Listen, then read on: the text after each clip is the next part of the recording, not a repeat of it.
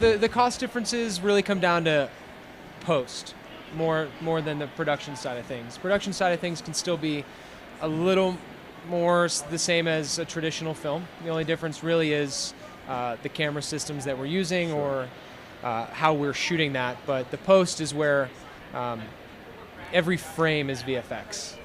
And when we got into this world a couple years ago, something we learned very early on, that this is not something that you can shoot flat, throw into Premiere, and export and go right to YouTube. It takes many days, weeks to put something like this together. And so your post costs, we usually say triple your post costs. Wow. For something that you would say, oh, we're shooting this. You go from, I don't know, whatever someone's day rate is for 3 days, to multiply that by a couple weeks of work putting all of these images together. Okay. Now, do you see film? Sorry, we've got some noise in the background. Do you see more films going this way into VR as opposed to just the flat? I think it's an analogous process. It's just a different way of telling a story, and so these things will exist side by side and continue to be their own, their own sort of experiences. Right. But if you are thinking about making something in VR, it's good to sort of step back and think about whether it's better done in 360, if it makes sense, if it really serves the story, or if it's just something that's, we have 150 years worth of filmmaking history. There are a lot of beautiful things out there and techniques and tools to use. So the question is 360 really the right thing for your story, for your narrative? And if so, by all means, go ahead and do it.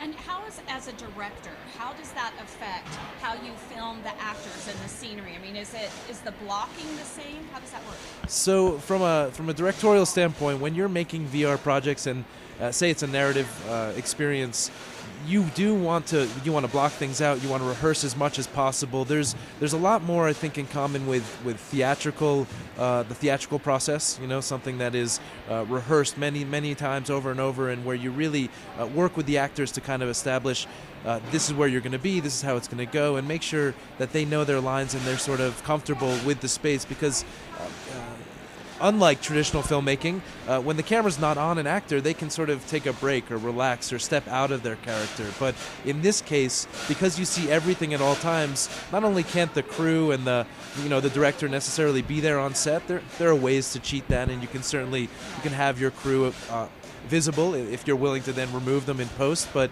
if you want to sort of shoot this as a one take or as a real VR experience, you have to sort of rehearse, and then step away and let the actors live in that space and sort of embody the characters in the story. Okay, so getting to your specific movie that you brought here to Sundance, you did this in VR. What is the name of the movie? It's called Dinner Party. Dinner Party. Yes. And I know it's about an interracial couple, one of the first interracial couples in the 60s. Is that correct? That is that's sort of actually a underlying, aspect to it. It's the first reported alien abduction in history. Yes. But they just so happen to be an interracial company. Okay, well, we just got on different alien abductions. Okay, Yes. take me there. So that's what the film is actually about. But this is based on a true story. It's based on a true story. Yeah. Betty and Barney Hill, the first reported alien abduction in U.S. history, 1957. Sure. I believe, is when it happened. And this couple, so there is race that plays into this, that plays a part in our film, and the way that the creators wrote, and when they heard the story, it was their taking of it. It was a racially influenced experience that they had based on the alien abduction. I'm missing one word. I'm sorry. During the time that they were living in, being a racial couple or an interracial couple, Right. and this experience. Does the film touch on if an all-white couple or white couple had reported it, would they have been more believed, or it's just like, hey, it's alien abduction, so people are crazy? Yeah, it's So that taps into what Barney's hesitation is to telling people about their experience. It's not that they weren't believed necessarily. I mean, in fact, they didn't really want to tell anybody about their experience, but it somehow got leaked or came out. But sort of because of each of their individual experiences throughout life, the alien abduction that they experienced was on the one hand, kind of like the most amazing and wonderful thing for Betty, but the sort of most terrible and frightening thing for Barney. And so there was sort of some manifestation of their life experience that came out through this alien abduction. Was Betty black? Barney was. Barney was. Other way around, yeah. Other way around. So Yeah. that would be why he was a little more Yes, reticent. especially at that time, in that Yeah. era, and sort of given our history. There are a lot of parallels between then and now, especially in terms of sort of what's going on in our culture. And I think, this is just a subcontext, but it's an interesting way of kind of seeing this experience. And what we've done with this film is create a really strong narrative, but also there's amazing things to watch and see. It's a really powerful mixture of storytelling and beautiful visuals. So. Wow. Okay. Now, is this the first film that you've done VR? No, Done no, many, yeah. Okay, so what is your company? The company is called Telexist. Telexist. We started 3 years ago.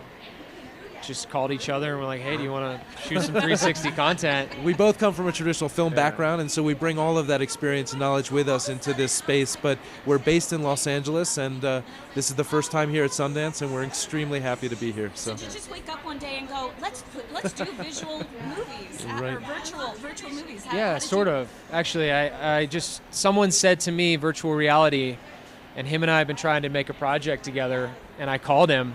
And I was just like, hey, have you shot 360? And he was, yeah. That was kind of it. Wow, okay. About 3 years ago, and here we are, standing in a blizzard. And so if I go, am I going to be able to see this in a movie theater? Like, how do I see this movie virtual reality-wise? So Sundance this year is doing something called DeRay at the box. The other way around. It's the box at the Ray Theater. So it's showing 50 people simultaneously with synced technology in these headsets.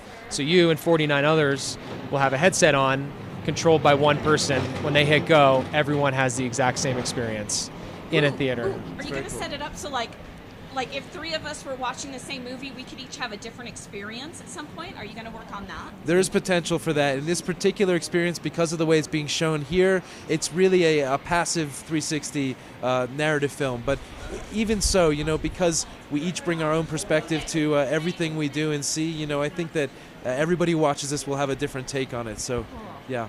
Yeah, given the nature of seeing it in 360, everyone will always see something different. Yeah. You'll be on the Okay, same storyline, but you will always see something. we're going to collaborate here. Okay? Yes, let's so do the it. next movie, we are going to set this up so that if I'm wearing a headset and I walk through my house, I see a different something as I walk through my house, watching it with my virtual reality headset. So somebody walking through a different house is going to see a different. It's possible. experience. It's possible. Okay. Yeah, that's Let's definitely make it something we work. can do. Amazing. Got to make it work. There's also a social experience where you and anyone around the world can all be in the same VR experience together, talking, seeing each other's avatars. Yeah.